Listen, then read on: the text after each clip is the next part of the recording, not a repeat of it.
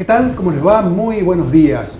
Una vez más estamos con ustedes a través de nuestros sistemas El Libertador TV, Corrientes, lo repito de nuevo, el canal de YouTube El Libertador TV Corrientes, también a través de nuestro portal de noticias www.diarioellibertador.com.ar, así se dice, y en nuestra página de YouTube, Diario El Libertador.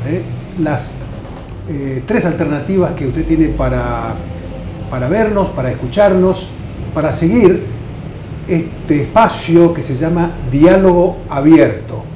Un espacio, valga la redundancia, que hemos creado con el sentido de conversar, dialogar, como dice su nombre, con los protagonistas del quehacer provincial, en sus múltiples aspectos, en lo político, lo social, lo cultural, lo institucional. Y en esta oportunidad, hablando de lo institucional, estamos con una personalidad muy destacada del ámbito de la justicia, concretamente de la justicia federal. Nos referimos al doctor Ramón González, de la Cámara Federal de Apelaciones. Creo que la está presidiendo actualmente. Actualmente estoy presidiendo. Sí, ¿cómo le va, Luis? Un gusto tenerlo acá. Muchas gracias a usted y a toda su audiencia. Sí, en este momento estoy presidiendo por una cuestión muy particular. En este año le hubiera correspondido a la doctora Espesot, pero bueno, debido a algunos problemas de salud que la doctora tiene, me ha pedido a mí que me haga cargo de la presidencia por este año. Claro. Sí, en este momento ejerzo la presidencia. Presidencia de la Cámara Federal de Apelaciones. Y hay veces en que hay preguntas que para los que están en la actividad o en determinada actividad resultan demasiado obvias. Pero usted no va a creer, doctor, pero hay mucha gente que por ahí no sabe diferenciar bien. Fíjense que hasta nuestros colaboradores, cuando dijimos vamos a hacer una nota en la justicia, fueron al Superior Tribunal de Justicia. Claro. Bueno, a veces no se entiende lo que es la jurisdicción provincial, de la jurisdicción nacional o federal, o cómo funcionan determinados organismos. En este caso, la Cámara Federal de Apelaciones. Y la pregunta es muy simple, ¿no? Para nuestros televidentes, para la mayoría de nuestros televidentes, ¿qué es la Cámara Federal de Apelaciones? ¿Qué es la Cámara Federal? Bueno, una breve referencia a cómo está organizada la justicia en el país, para que se entienda cuál es nuestra función concretamente. Cuando se crea el Estado Nacional, nuestros constituyentes adoptaron la forma federal. Esto significa que cada una de las provincias aportó parte de su potencial originario para generar el Estado federal, que es el Estado Nacional, digamos, ¿no? Ese Estado Nacional tiene intereses que son comunes a todo el país, y esos intereses comunes a todo el país deben ser protegidos por una justicia específica. Así se creó la justicia federal.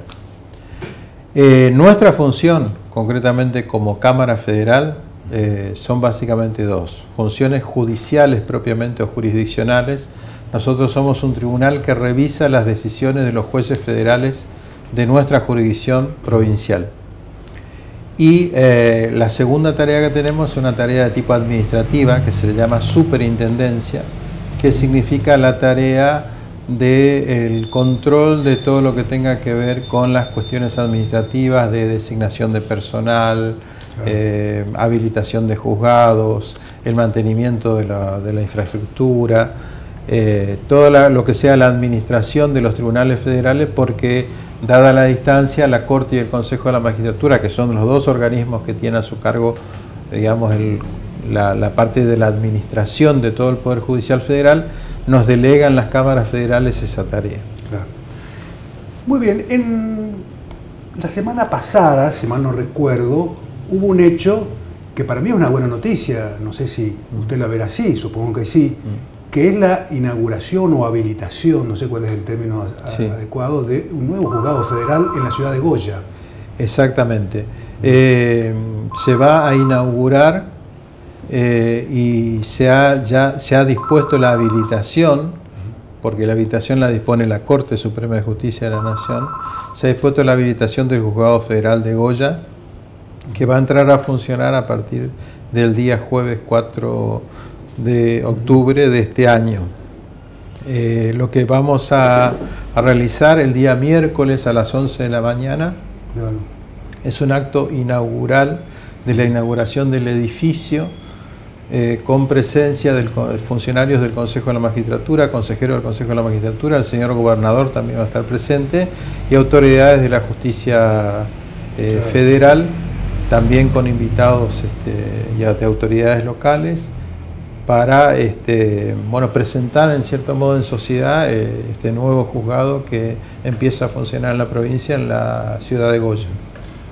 La aparición de este nuevo juzgado, supongo, ¿no?, que indudablemente descongestionará muchas causas que debe asumir o los juzgados de Corrientes o el de Paso de los Libres. Exactamente, sí. Básicamente lo que el juzgado de Goya va a detraer competencia al juzgado, a los dos juzgados de Corrientes, el juzgado número 1 y el juzgado número 2, que tramitan causas en la jurisdicción territorial que comprende la de Goya, ¿no? Ya estamos disponiendo lo necesario para establecer los expedientes que vamos a remitir de estos juzgados al juzgado de Goya para que empiecen a... ¿Cuál sería el área territorial del Y el área del juzgado de Goya está delimitado por la ciudad de Goya, Santa Lucía,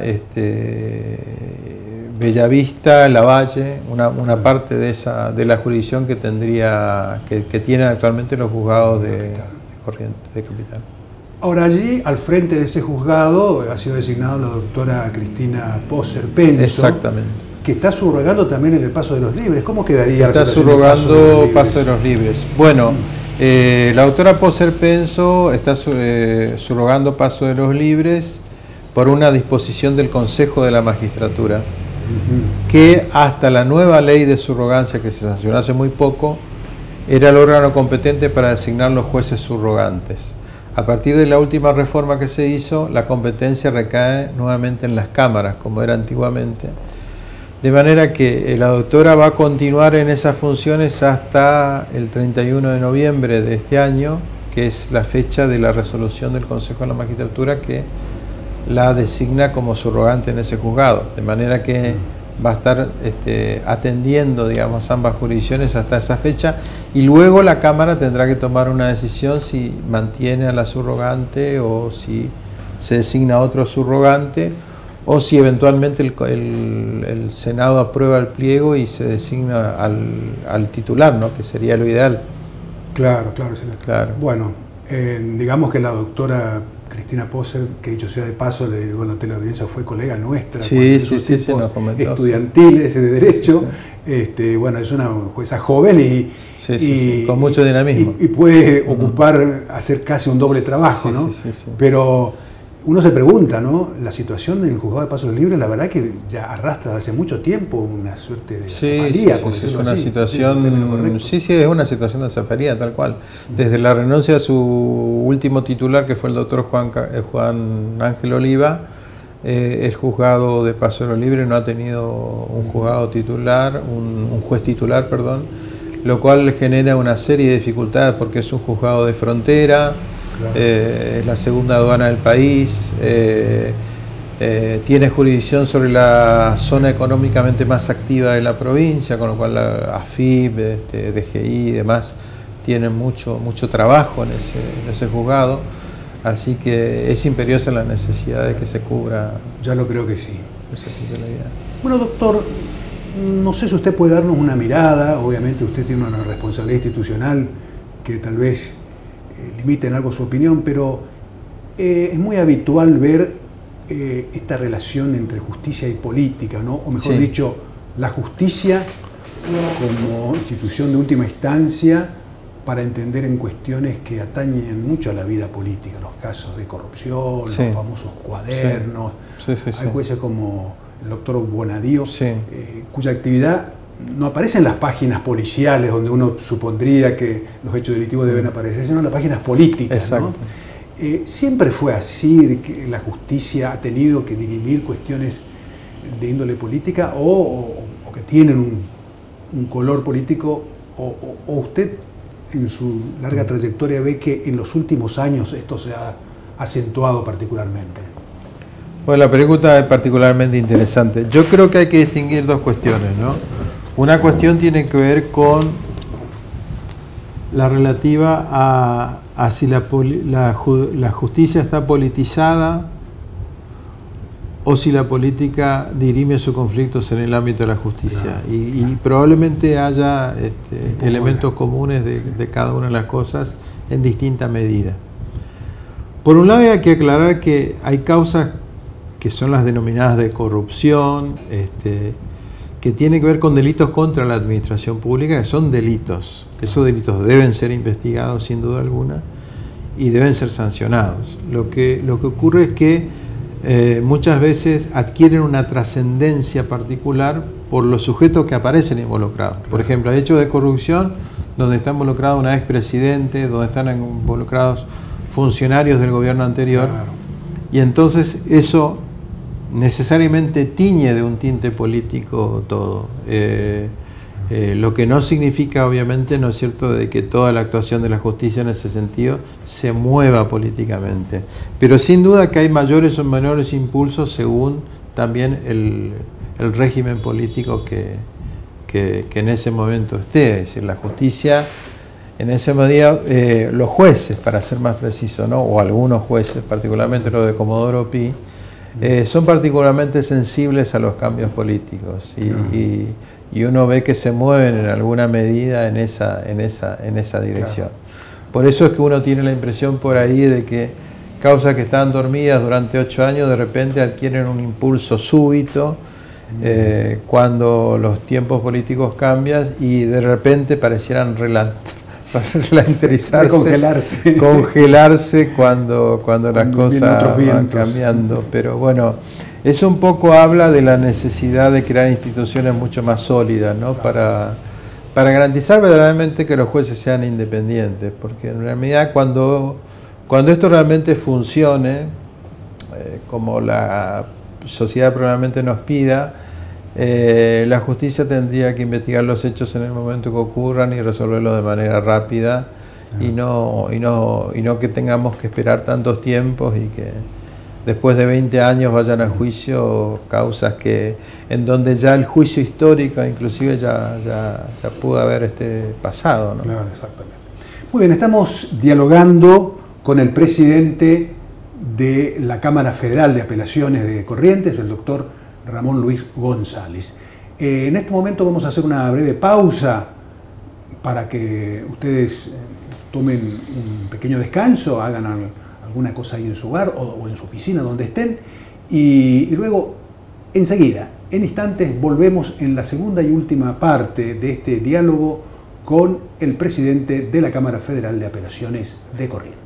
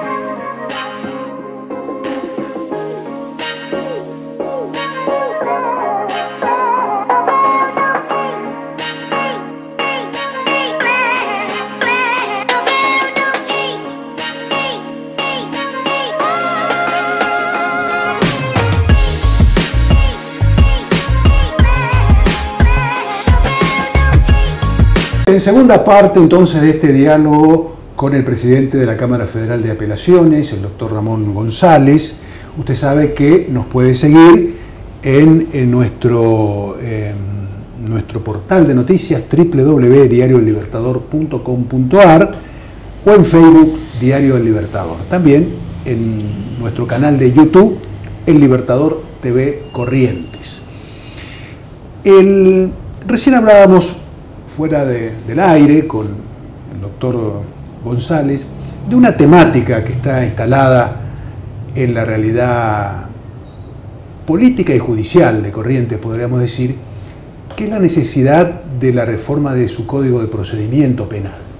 Esto es el ámbito de la justicia provincial, pero recordemos que el doctor González es también catedrático, académico, y seguramente, justamente porque en el ámbito académico la Facultad de Derecho en ese sentido ha tenido mucha incidencia en el proyecto de nuevo Código de Procedimiento Penal, su opinión también es valiosa, porque indudablemente el procedimiento penal también es un tema de discusión y debate en el ámbito nacional. Pero salvando la diferencia de jurisdicciones, doctor, ¿usted ha podido tener algún conocimiento de este proyecto y tiene alguna opinión sobre el mismo? Sí, me lo han girado hace muy poco para que emitamos alguna opinión, alguna sugerencia sobre las reformas al Código Procesal Penal. En líneas generales, el Código apunta a un modelo que es el modelo que está tratando de imponerse en todo el país, que es un modelo que se denomina acusatorio, adversarial, que consiste en que la investigación esté en manos de los fiscales y los jueces, los viejos jueces de instrucción, pasan a ser jueces de garantía. Claro. Es decir, se limiten a controlar de que la investigación, que tiene que ser dirigida por el fiscal, no violente ninguna garantía constitucional, tanto del imputado como de las víctimas, ¿verdad? Claro, porque entonces, sería un poco contradictorio que el juez que investiga después tenga que ser... Claro, lo contradictorio es que el juez que tiene que ser imparcial, porque esto es una imposición de los... Bueno, va de suyo que si no es imparcial no sería juez, ¿no? Claro. Es con natural a su definición. No puede serlo si tiene que juntar pruebas para la acusación. O sea que en realidad es una cuestión de cambio de roles, pero que es un cambio totalmente significativo, porque va a significar que nuestro enjuiciamiento esté enrolado en las corrientes más modernas y además que cumpla con los pactos internacionales que implican la necesidad de dividir las funciones de acusar y de juzgar. Claro. Y por otra parte es absolutamente necesario que los códigos actuales permitan que las cuestiones a dirimir se diriman en una audiencia, porque nuestros códigos tienen una larga tradición de escrituración, es decir, los procesos están escritos. Esa escrituración hace que los procesos demoren demasiado y esa excesiva demora de los juicios son una de las grandes críticas que nos hace la sociedad, que la justicia, como se dice vulgarmente, cuando llega tarde no es justicia. Sí hay algunas cuestiones que son instituciones que se introducen, que pueden generar alguna discusión, como la figura del arrepentido, por ejemplo, ¿no? Como también algunas reformas que quieren hacerse, otorgando facultades al fiscal general para que pueda dar instrucciones específicas en algunos casos en particular, lo cual puede llegar a tener algún tipo de objeción en punto a que el sistema debería permitir una amplia libertad a los fiscales para que puedan investigar sin ningún tipo de limitación. Claro, dialogando también con otro colega suyo en el sentido académico, sí. Días atrás con el profesor Aquino Britos, él me hacía notar de que el Ministerio Público de la provincia debería ser tripartito como marca la propia Constitución provincial, sin duda. Y eso es un paso que debería darse también para asegurar, digamos, una adecuada investigación, ¿no? Tal cual, pero además eso fue, la Corte Suprema ya le ha dicho a la justicia de Corrientes que tiene que hacer esa reforma y todavía no la ha cumplido. Es decir, el Ministerio Público tiene que dividirse en un Ministerio Público de la Defensa, un Ministerio Público Fiscal y una asesoría de menores, digamos, un jefe de asesores de menores que se encargue de la tutela de los derechos de los niños, niñas y adolescentes. Eso es lo que marcan los pactos internacionales a los que la Argentina se ha adherido y que son compromisos internacionales del país. Sí. Yendo al ámbito nuevamente de la justicia nacional, de la justicia federal, recientemente en el órgano máximo de la justicia, que es la Corte, hubo un cambio de guardia, ¿no? Sí, sí. ¿Alguna mirada en especial tiene este reemplazo del doctor Lorenzetti por el doctor Rosenkrantz? Bueno, yo la verdad es que conozco de primera mano, digamos, cómo fue la evolución de la Corte, claro, porque prácticamente yo ingresé a la Cámara Federal como juez cuando el doctor Lorenzetti asumió como presidente. O sea, estos 11 años que él ejerció la presidencia, prácticamente he visto cómo ha desarrollado su gestión como presidente. Es muy difícil probablemente que se vuelva a repetir la experiencia de Lorenzetti. Lorenzetti ha sido un presidente de la Corte con una extraordinaria capacidad de trabajo, de innovación, de gestión. Realmente, no solo él, ¿no?, porque estuvo acompañado de excelentes juristas y jueces como la desaparecida Carmen Argibay, el doctor Petracchi, el doctor Zaffaroni. En su momento toda esta playa de magistrados que fueron designados en el gobierno de Néstor Kirchner, al comienzo del gobierno de Néstor Kirchner, provocó una innovación enorme en la justicia nacional. La Corte se puso adelante en políticas públicas muy sensibles, como es el caso de los juicios de lesa humanidad, como es el caso de la política ambiental, como es el caso de la recuperación de los saberes de los jubilados. Es decir, en temas muy sensibles la Corte ha tomado un protagonismo enorme, y probablemente ese protagonismo que casi estaba lindando con una actitud política, probablemente no la veamos con el nuevo presidente, que tiene un perfil académico y técnico. El doctor Rosenkrantz es un jurista de altísima calidad técnica, de una enorme formación jurídica, de sobrados antecedentes académicos. Él fue discípulo de Carlos Nino, un famoso y un filósofo argentino. De manera que lo que todo el mundo dice, yo no lo conozco personalmente al doctor Rosenkrantz, pero todo lo que todo el mundo indica es que probablemente la Corte tenga un perfil mucho más técnico y menos de gestión, como la ha tenido hasta el presente. En lo demás me parece que no va a haber mayores cambios, porque las grandes decisiones se toman en acuerdo. O sea que en ese sentido me parece que la Corte sí puede ser que se cambien las mayorías, digamos, en ese sentido, y probablemente sí algunas decisiones hayan cambiado, pero no creo particularmente que en lo sustancial haya demasiados cambios. Sí, claramente Lorenzetti ha sido un defensor a ultranza de los jueces y de los empleados y magistrados del Poder Judicial. Él se ha puesto en la defensa muy clara de no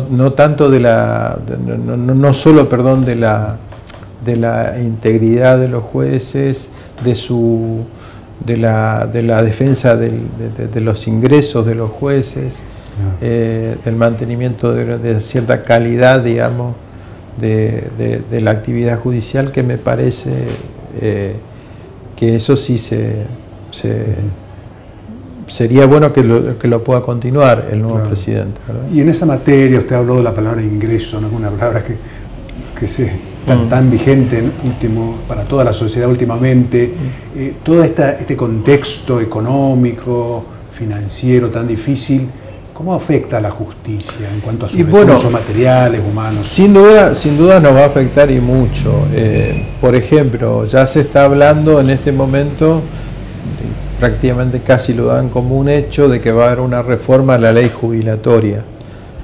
Nosotros tenemos una ley jubilatoria que también la abarca a los legisladores, que permite jubilarse a una determinada edad, son a los 60 años, y con un determinado número de aportes. Eso probablemente se cambie, se prolongue la edad jubilatoria, porque bueno, está claro que nuestro sistema previsional está prácticamente colapsado.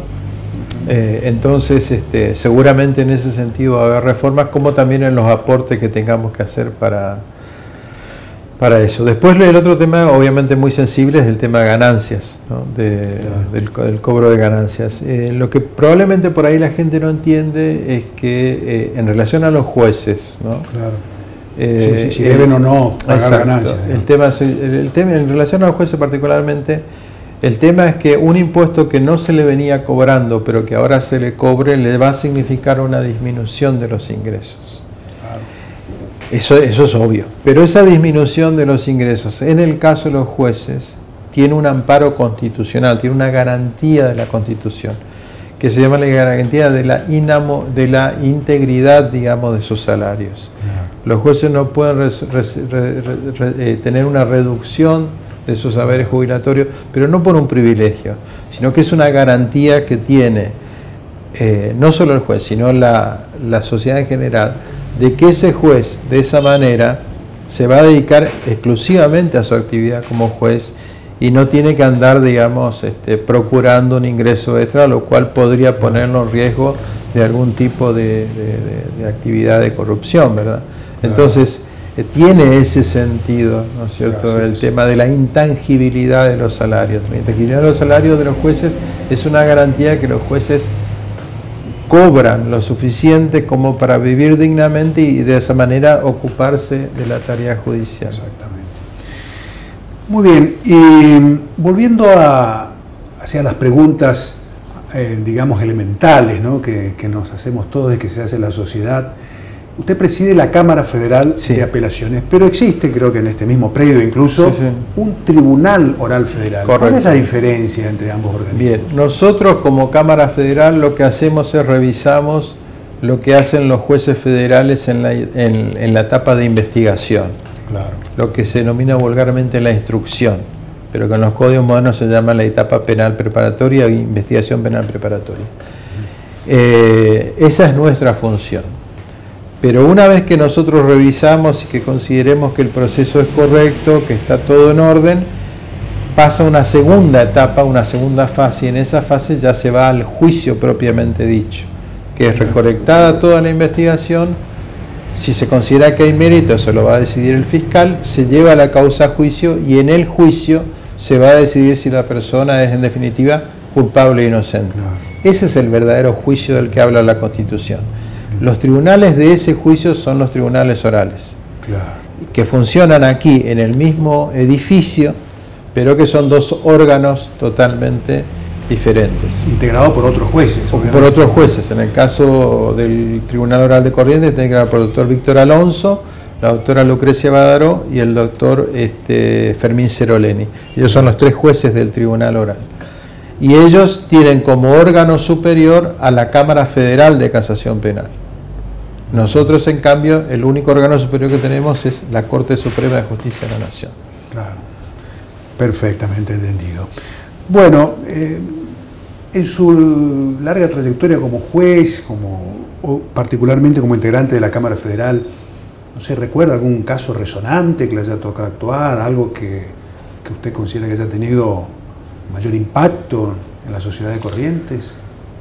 Bueno, nosotros hemos tenido una actividad muy intensa en los años anteriores, particularmente sobre dos o tres cuestiones que marcaron tendencia.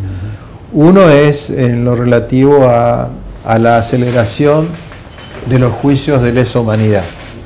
Eso, digamos, la justicia federal ha sido una de las primeras en acelerar todos los procesos relativos a juicios de lesa humanidad. Y después, en relación a la ganancia de los jubilados, nosotros habíamos declarado la inconstitucionalidad del cobro de ganancia a jubilados. Consideramos que no era un ingreso que podría ser grabado como ganancia del haber jubilatorio. Pero bueno, la Corte, en un caso nuestro, el caso de Jean, declaró de que el amparo, que era la vía con la que se habían reclamado, no era la vía adecuada, y consideró que tenía que ser discutido por otra vía.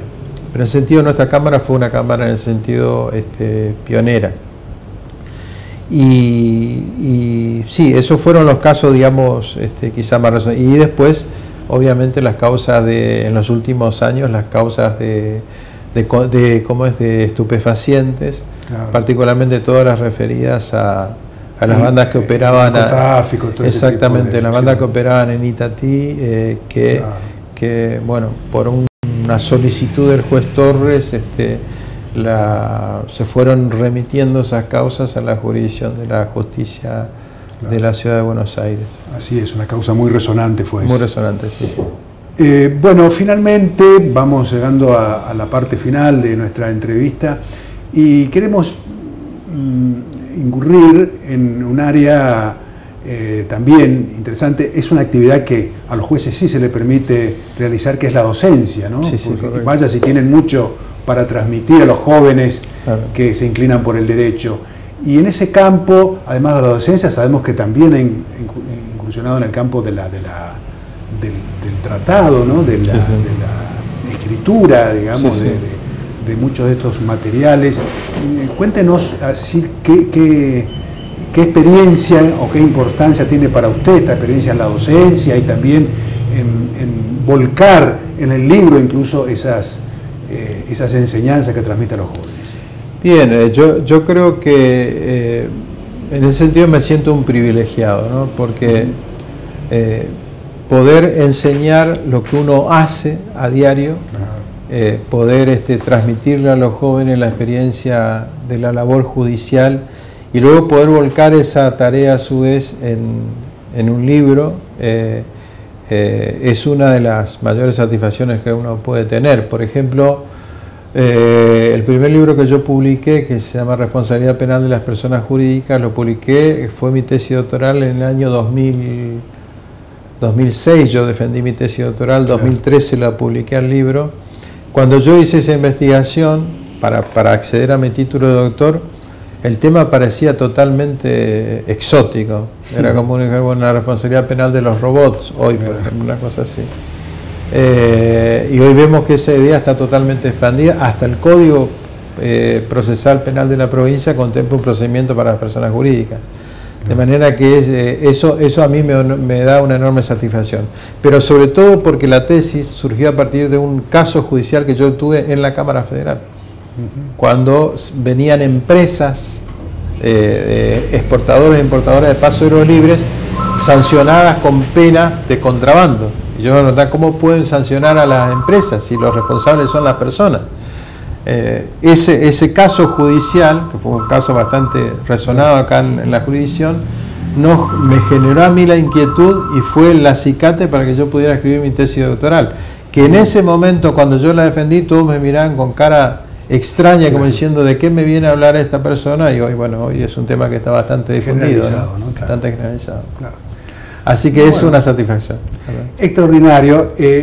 Acá en el estudio, en el despacho del doctor González, sonó el teléfono, golpearon la puerta, pero él no hizo caso porque atendió especialmente al Libertador TV. Ahora sí, lo vamos a dejar en libertad para que siga trabajando, porque lo hemos interrumpido, y desde ya le agradecemos esta interrupción que ha hecho su labor para recibirnos, doctor, que no sea la última vez. Muchas gracias por esta entrevista. No sé si le quedó algo por decir. No, muchas gracias a ustedes y un saludo enorme a toda la audiencia, y cuando quieran las puertas están abiertas, porque creo que también los jueces tenemos que explicarle a la sociedad cuál es nuestro trabajo. Una vez muchas gracias, y a ustedes que están allí. Nos volvemos a encontrar el próximo viernes a partir de las 11 en esto que es Diálogo Abierto por el Libertador TV. Muchísimas gracias.